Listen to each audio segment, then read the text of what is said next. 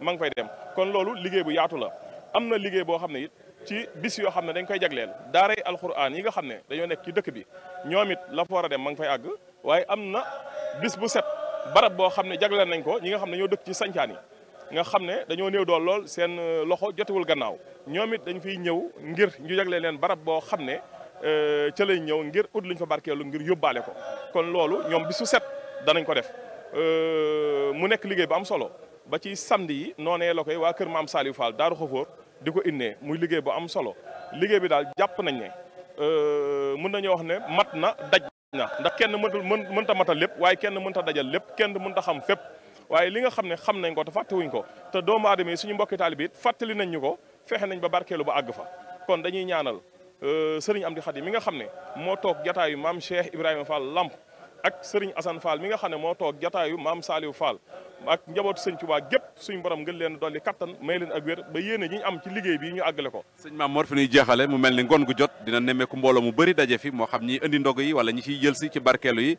kon nag du ñàkk ay soññe yoo xam ne nii di nga ko laabiré mbokki taalibe yi nga xam ne nii li leen dajale fii du leen lu dul liggéeyub Cheikh Ibra Fall boobu jëm ci Cheikh Ahmadou Bamba Khadim Rasoul. waaw loolu waxtu we dama koy wax ndax boo xoolee waxtu jot ngoon gu jot danañ accueillir mbooloo moo xam ne raw na njabootu Cheikh Ibra gi genn wàll képp la ci waaye am na ci ñoo xam ne it dañoo ñëw ndeysaan ngir sàkku si luñ yóbbu seen kër waaye nañ xam ne bu dee indi nañ juróom bu junni taxawee kon juróom yi dañuy xool fañ koy tàmbalee fa séddale bi yem ñu yemale fa ba ëllëgee ñañ ràññee te amaguñ woon ñu fexe ba ñooñu am noonu lañ ko toppee ba weeru koor gépp jeex noonu rek lañ ko toppee nga jàpp nañ ne maanaam képp koo xam ne yaa ngi ñëw ci kër gi maanaam suñ borom dimbali na la ba barkeelu yooyu nga am ci xanaa kay dañ am bëggaat waaye dañoo fexe ba ren maanaam boo xasee ba am benn yoon barkeelu da ngay bàyyi sa morom mu barkeelu loolu rek moo ci nekk liggéey bi nag métti na méttiwut waaye liggéey bi Sëñ Tuubaa yombut lu diis la ndax day ñaari jàmbaar dañ koo seq ki nga xam ne moo toog jotaayu Sëriñ Tuubaa di Sëriñ Muntaxa kenn ku ne xam na taxawaay ak yitteem fa mu teg Sëñ Tuubaa nga xam di sëriñ bi la tàmbalee yem ci sëriñ bi loolu doy na sëkk waaye ki nga xam ne tey moo wuutu sëriñ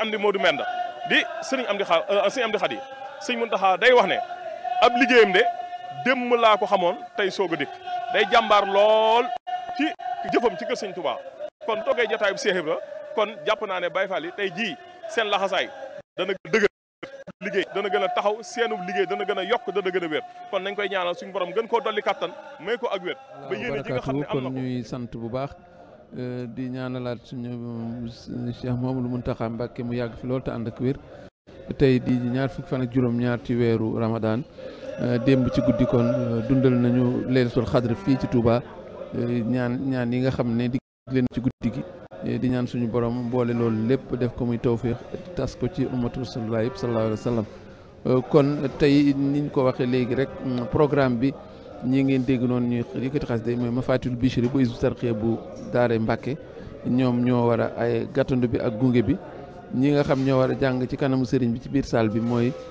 kuréelu almashrabu soofi ci njiital sëriñ Khalil Gueye ñoom ñoo war a ay njàng bi tey incha allah bu ci kanamee tuuti li ci def ci programme bi mooy bunt bi ñu leen waroon jël ci arab incha allah danañ ko jox sëñ Madiama Niang dana leen dikkal ci genn xasida leeral leen ko ci arab door a jox nag sëñ Papa Assane Diouf su ko defee mu dikkal leen ci anglais bi xanaa comme Papa Assane ñëw na te dafa war a am liggéey bu mu war a def kon Papa Assane dañ koy dal mu dikkal ñu ci anglais bi su ko defee bu noppee ñu jox sëñ Madiama mu jël ci arab bi incha allah ba keroog ñuy tamit nga xam ni daf ñuy jottali njàng mi lan lay doon xasida yi ak daa ci kon dañ def lu dul jébbal kàddu gi sëñ Papa Assane mu indi leen benn bunt ci anglais ci xasida yi incha allah.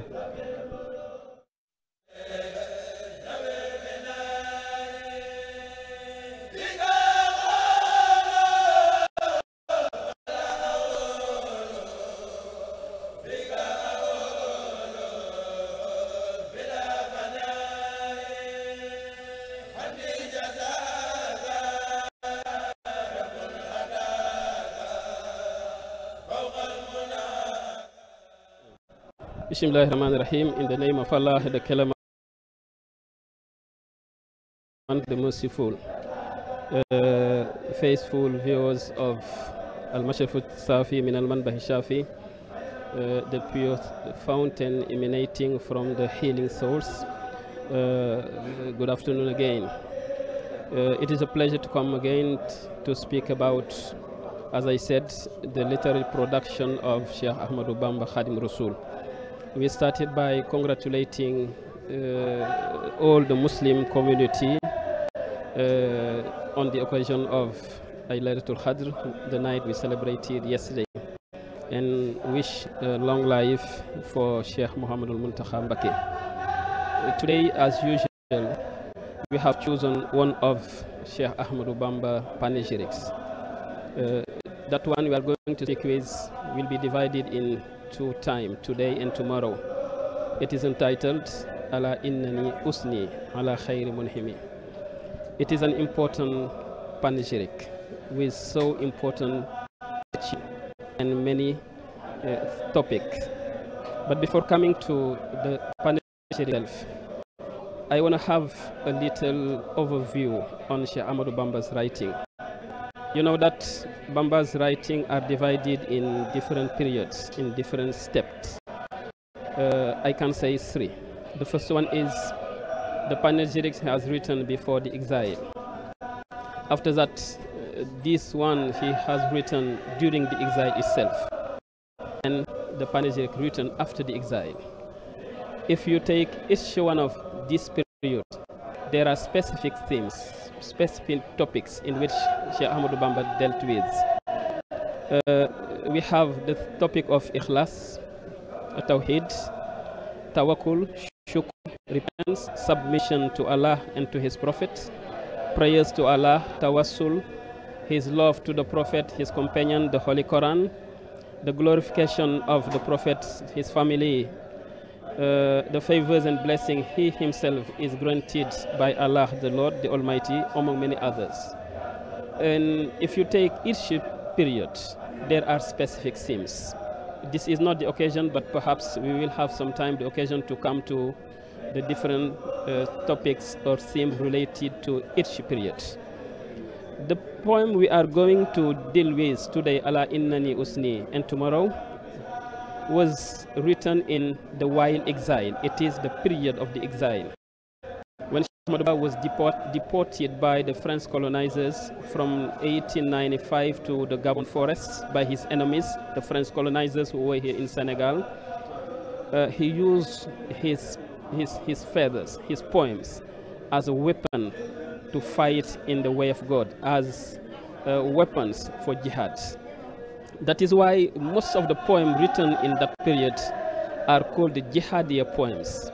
It is using the poems, using the writing to combat the infidels, to combat the enemies of Allah. In the preamble of this topic, it is very clear that the circumstance is shown by the Sheikh himself. It is a poem of 32 verses, and before we have a preamble.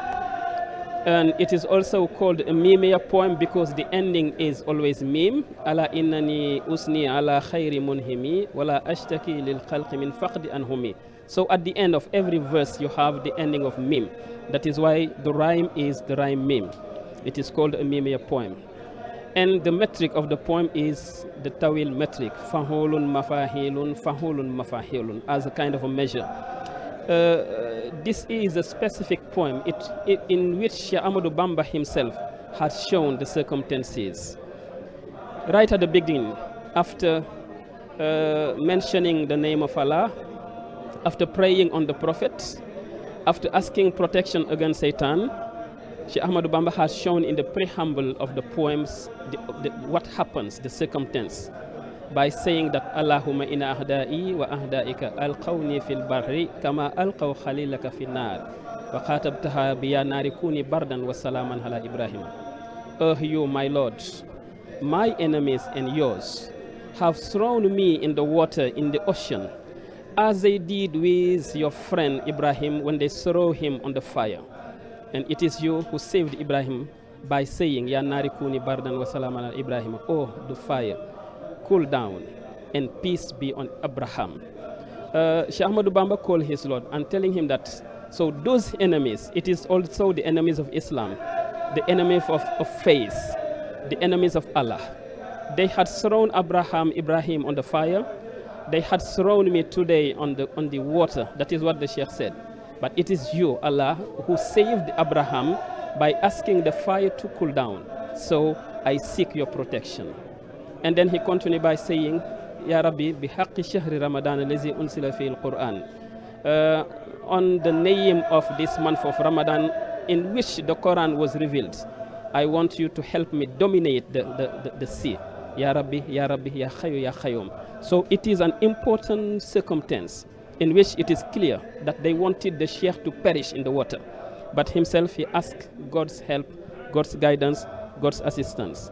That is why, to end, I'm coming to the main theme of that poem, and tomorrow I will go deep down on it.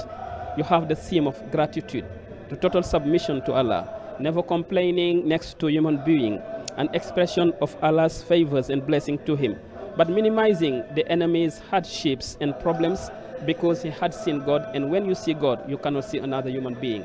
So globally, this is the presentation of the poem, and tomorrow, inshallah, we will go deep down and show you exactly what is mentioned in it by Khadim Rasul. Thank you, and have a nice day.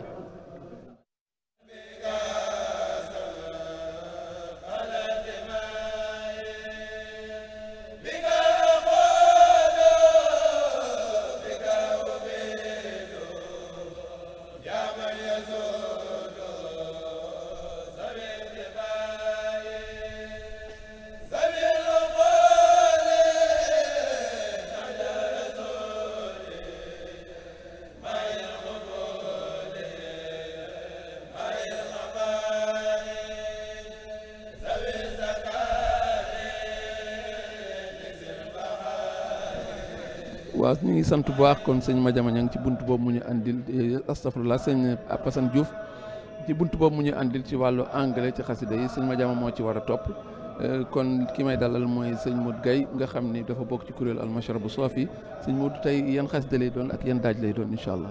waaw maaleykum salaam Baye Mansour ñu ngi lay ziare bu baax a baax a baax naa tey kuréel almashrabu soofi ñi war a jàng xasida ak lam yabdu misul Moustapha ak inna wujuda rabbina ñu war koy jàng daajub sëñ Mbay Jóob ak wala xadd karam naa sëñ Alaaji Siise ak yawmal ahadi xasaayidu ramadan la ñu war koy jàng daaju sëñ Mbay Jóob ak billadi dabba ñu war koy jàng sëñ Moustapha Si ak yaadal busharat waa kër sëñ Musam kon loolu mooy programme bi kuréel Mashrabu Saafi war a jàng tey jërëjëf jërëjëf sëñ Modou mën nañ la bàyyi nga dellu ndax gannaaw njàng bi léegi mu tàmbali kon ñu jox sëñ Madiama incha allah bunt ci arab mu tënk rek su ko defee sëñ bi bu yegsee rek ñu mën a jëlaat kanteen bi incha allah sëñ kon dafa mel ne dañuy wax ne sëriñ bi jege na moo tax kon xam naa ni wàllu arab bi dañ koy bàyyi waaw kon sëñ Madiama mën na ñëw incha allah indil ñu benn bunt ci xasida ci arab bi.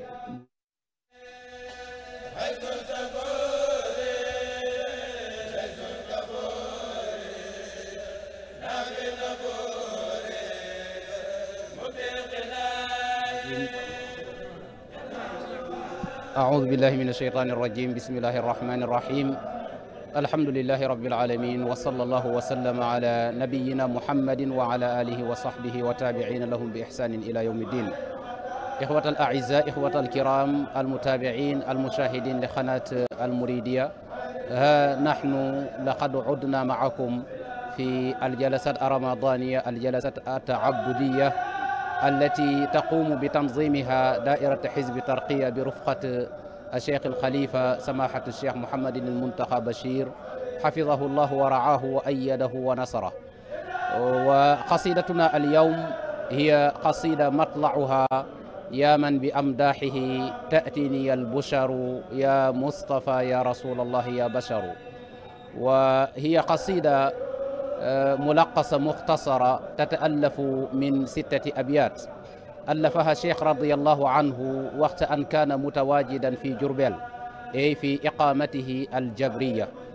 وهي قصيدة مدحية يمدح فيها الشيخ رضي الله عنه حبيبه ومقدومه صلى الله عليه وسلم بإظهار عظمته بإظهار مكانته بإظهار منزلته وقدره، حيث سماه في هذه القصيدة بأسماء وألقاب وصفات متعددة، وهي دلالة واضحة على أنه يظهر المكان أو المنزلة التي يحتلها الرسول صلى الله عليه وسلم. في هذه القصيدة وردت أسماء متعددة للرسول صلى الله عليه وسلم، من هذه الأسماء مصطفى، مجتبى، منتقى، رئيس الأكرمين، إمام المرسلين.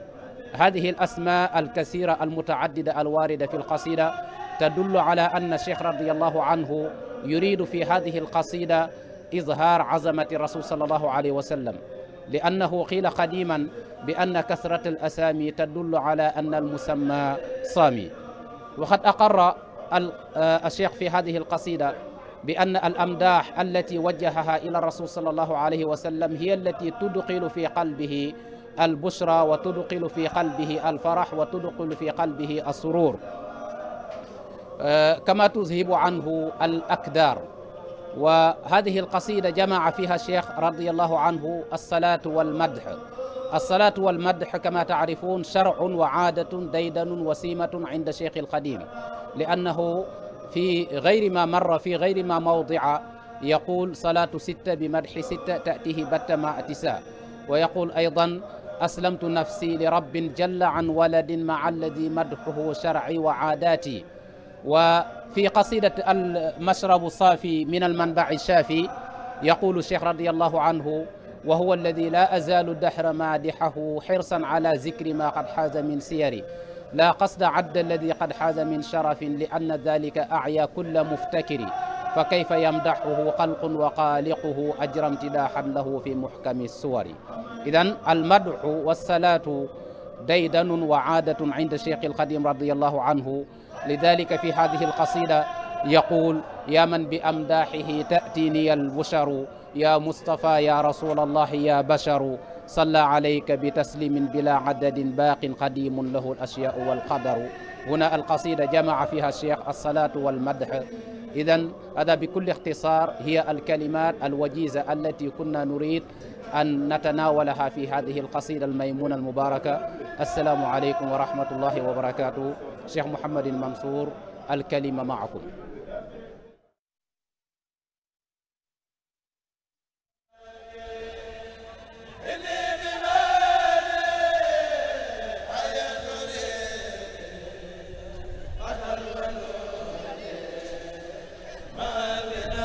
waaw kon ñu sant bu baax sëñ Madiama Niang ci bunt boobu mu ñu andi ci yaaman bi am daay yi xasida ak ziar.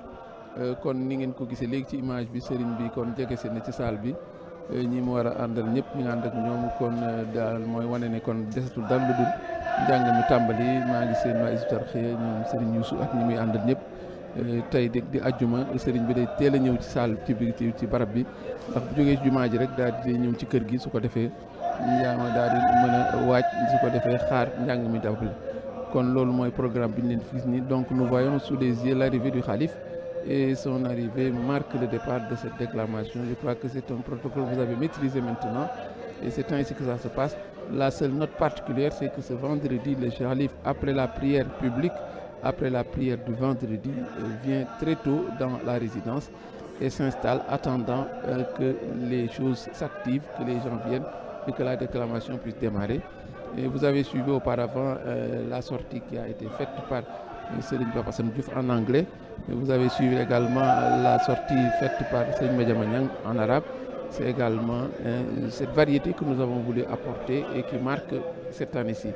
Vous voyez donc dans la salle, tout le monde est debout, avec beaucoup de circonspection, avec beaucoup d'égards, pour accueillir, n'est-ce pas, cet prestigieux que le khalife général des Mourides, n'est-ce pas, qui chaque jour vient avec le même entrain, avec la même béatitude, pour venir véritablement se délecter de ces mélodies qui sont distillées dans cette salle et qui chaque jour, nous le disons, refusent du monde, et particulièrement le vendredi, puisque les gens, dès la sortie de la prière, je dirais, se dirigent dans la salle.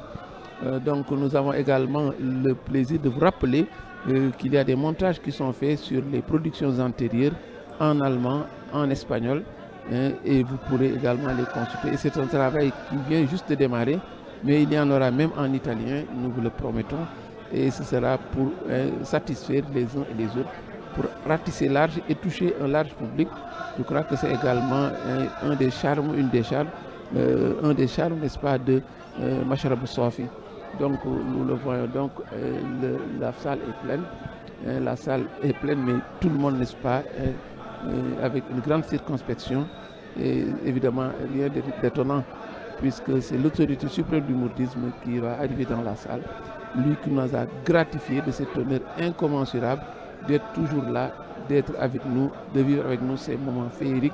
Mais je dis nous, mais également tous ceux-là qui sont à l'horizon, qui sont dans les autres contrées et qui nous suivent avec la magie de l'Internet. Et je crois qu'il est heureux que les choses se passent ainsi. Et voilà, donc le Khalif va bientôt s'installer. Et s'il s'installe, évidemment, la déclamation va démarrer. Nous allons vous laisser suivre ces quelques secondes qui restent et les vivre avec nous, les digérer avec nous. Et parce que véritablement, c'est des moments qui sont très très marquants. Être en contact avec le Khalif, partager avec lui la même salle, vivre avec lui cette senteur suave des Khassaïd, c'est véritablement une chose qui ne se donne pas. Voilà donc pour la journée d'aujourd'hui, Inch'Allah, nous allons vous laisser suivre ces dernières secondes et sans plus tarder vous laisser le temps de découvrir cette déclamation. Le groupe à l'honneur, c'est le Mashrab Safi. Ce groupe, n'est-ce pas, trié sur le volet, qui va déclamer devant le Khalif encore. Voilà donc pour le programme d'aujourd'hui. Nous vous laissons donc suivre ces quelques secondes en attendant que la déclamation démarre. Quand le coup de gong sera donné par Serigne Youssou, avec l'aval du Khalif bien sûr, les choses vont démarrer de plus belle. Voilà donc pour Mashrab Safi en ce 27e jour du mois de Net de Ramadan. Évidemment, plus besoin de dire que les jours s'égrènent. On est au plus à 3 jours de la fête de l'Aïd el-Fitr. Et évidemment, c'est le moment de rendre grâce à Dieu.